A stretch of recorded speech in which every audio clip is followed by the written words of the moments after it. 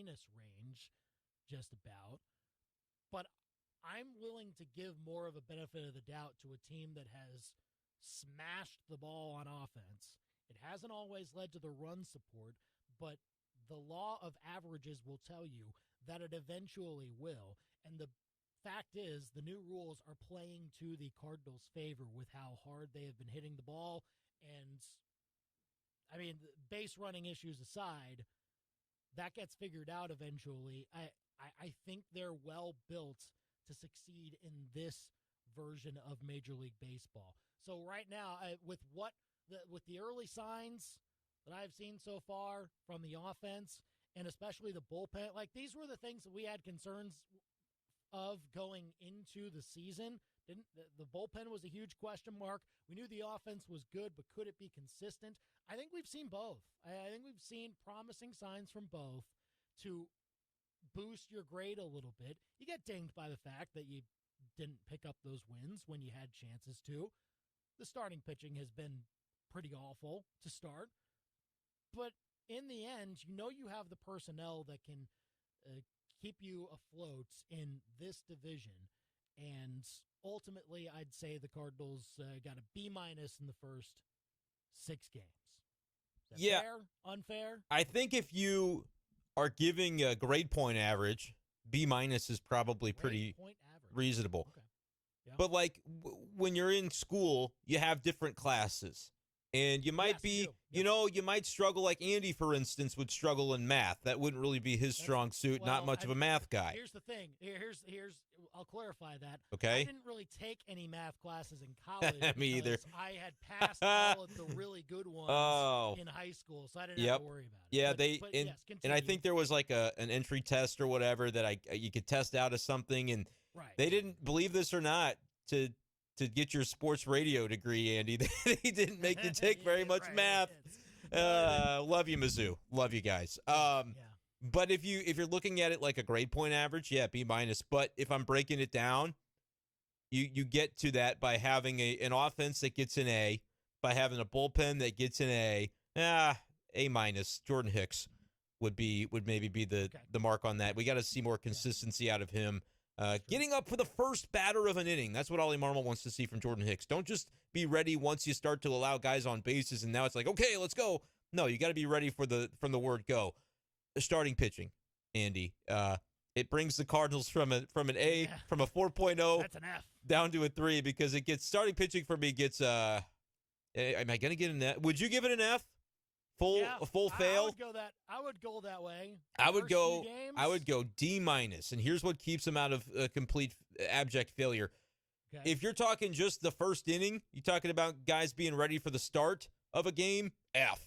I mean, they're giving up runs every time in the first and second inning. Yeah. But they have generally settled into their starts.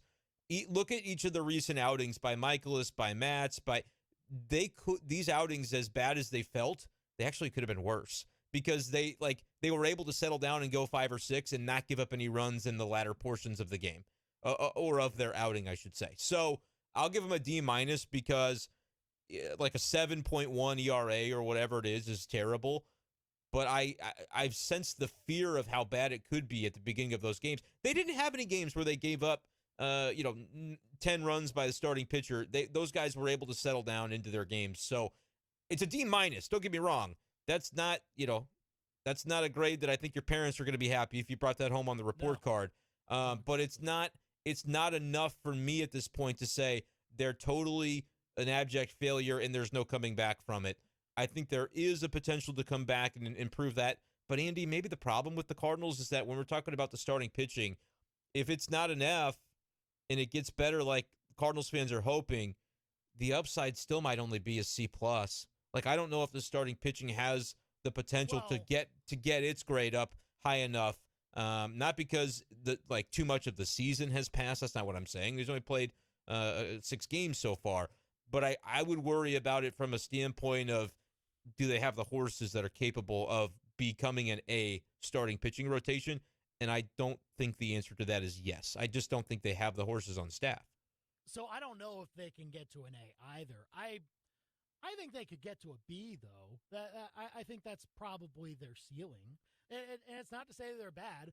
They might be. definitely give you what you need. we think so. Yeah, you leave it up to the risk of, if you have 2 or 3 of those guys have bad starts in a row, then all of a sudden things are unraveling the way that you saw this past week. A little bit. So that's the fear, is that those guys are capable of that.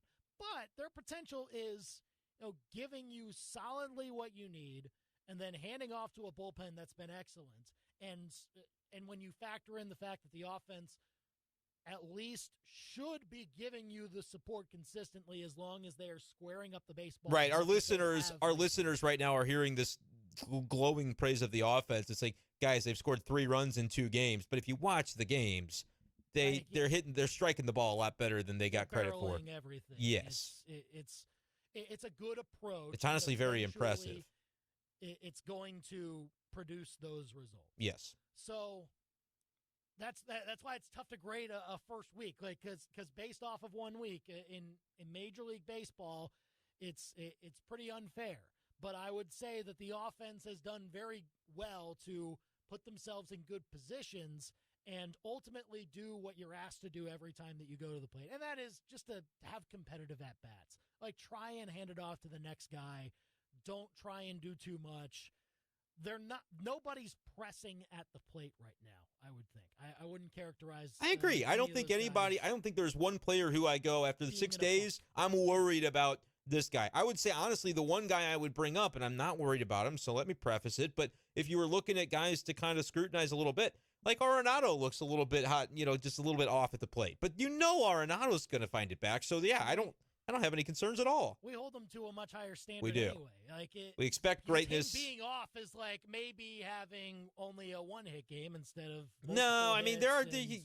you can struggle. You can be Nolan Arenado and play badly for a stretch of time, but you know that if you give him 6 months, it's not going to always look that way. You just know with Arenado what it's going to look like. It seems to be just an anomaly right now. Yep, it's a slow start.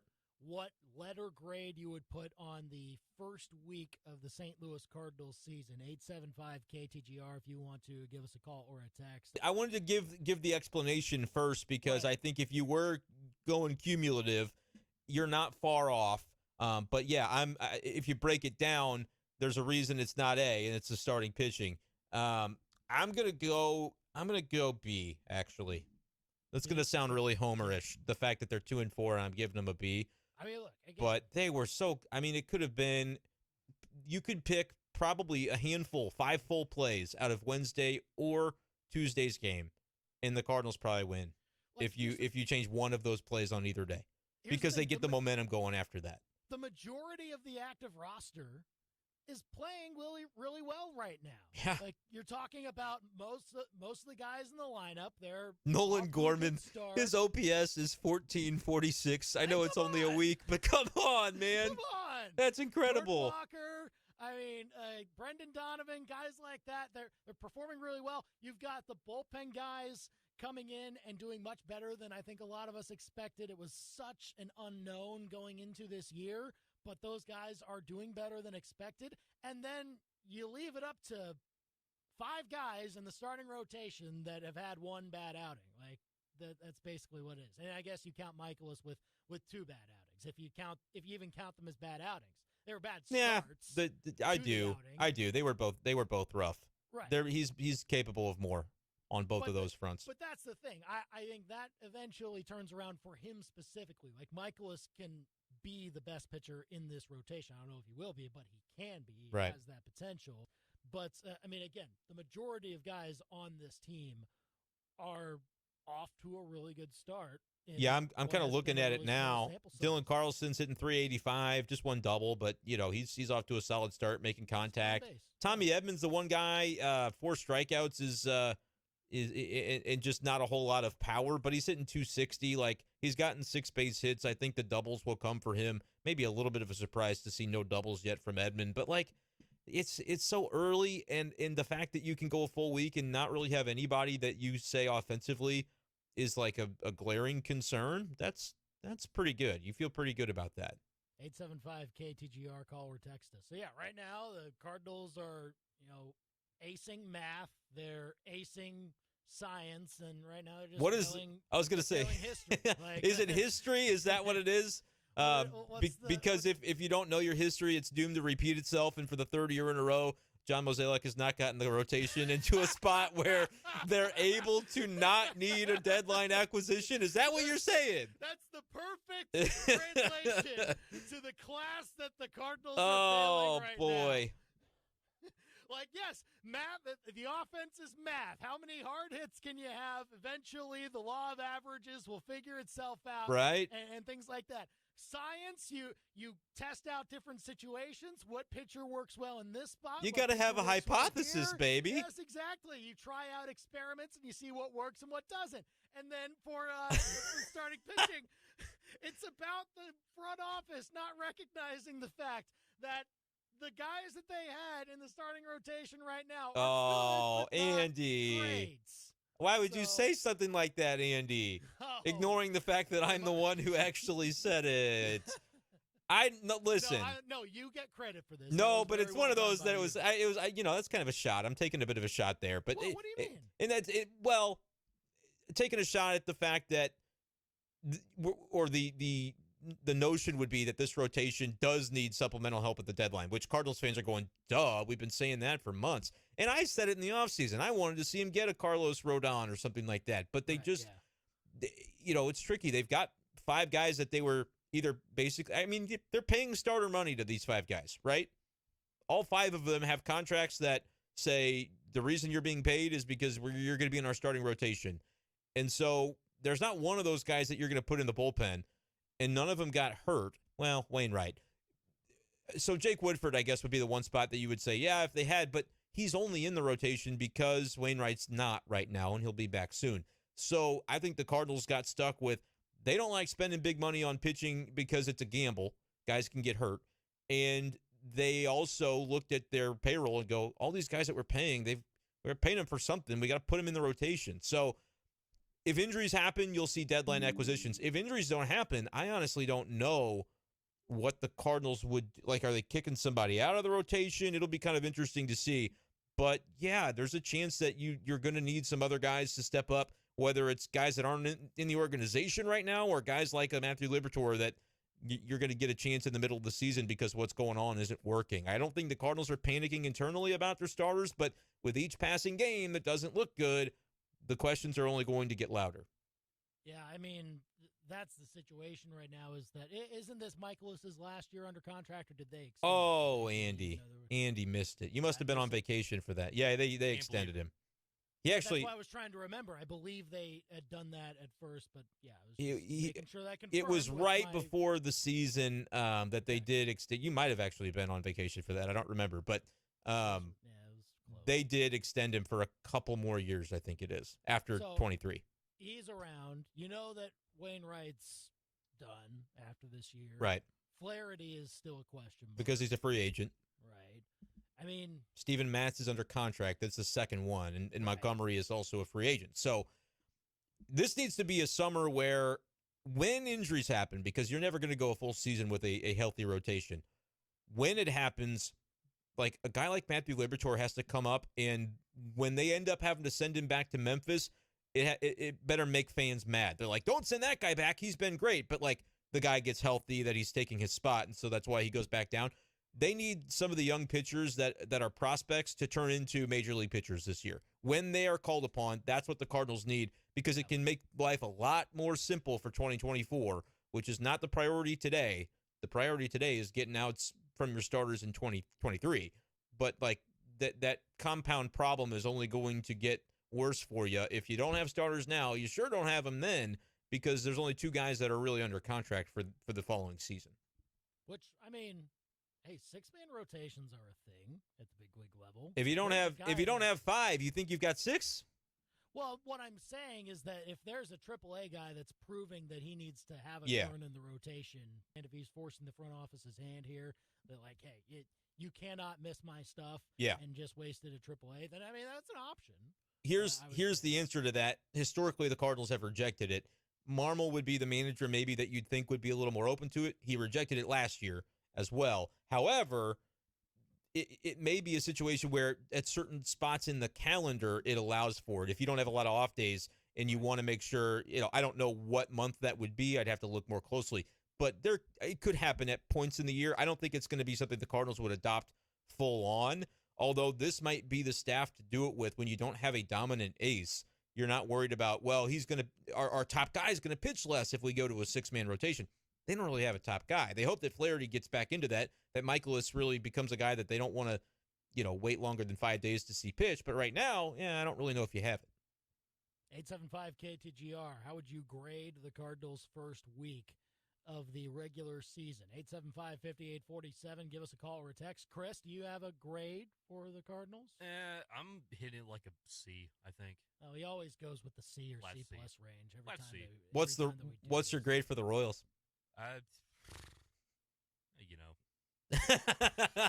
He's not even going to say a letter. We don't even need to know the grade. They already lost today is how bad it is. We already know what the grade should be for the Royals. I'm giving him an F. Except for Bobby, who homered today. Well, good for him. Bobby's our favorite child when it comes to the Royals. Yeah. Our favorite son. Well, that and Pasquantino. He's another one. Like, I know, man. The Cardinals' starting rotation just sucks right now. I mean, at least the Nationals won a game against the Braves. Tune in to Cardinals baseball over the weekend on KTGR. I mean, hey, all you got to do is hit more runs and you give up, and you're in good shape. That's all Tell you that to do. Kansas City. They're trying to do the same damn thing. They can't figure it out either. I know. It's, it is what it is. It is what it is. That is very true. Chris has definitely lobbied for that, but it's not like the Royals are listening to anybody. It's not like they're listening to me. Well, not just you, but anybody that actually has, baseball. If they play their cards right. Wow. If they play their cards right and try really hard, they can match the win totals to St. Louis Cardinals. When did this become just like the rail on the Royals hour? I kind of asked the first question, but that was my mistake. Is that what you're asking for here? No, I'm just saying. I said the Cardinals get a C, and you're like, oh, but what about the Royals? You didn't want to hear me talk about the Cardinals. No, I did kind of want to it was like I thought I could make a one-off joke, but then I didn't know that Andy was going to be coming from the top rope like, they don't listen to anybody with baseball sense, and they're terrible. I didn't know Andy was going to go there. Well, the Royals fan himself said I'm right. So is it that? Yeah, but Chris. With Chris, it's like if he's in his feelings about his team struggling, he's liable to say anything. He says Patrick Mahomes should be traded at one point in time. That was a statement that was made. Talking about Brody Croyle with the ketchup deal? Brody Croyle. Why did we mention Brody Croyle on this I could dig in the bag for some Chiefs stinkers, pal. Brody Croyle with a ketchup deal is the most offensive way that anyone ever has described the greatest quarterback in the history of the NFL. I hate the Bengals. I hate them so much. The Big Show's on.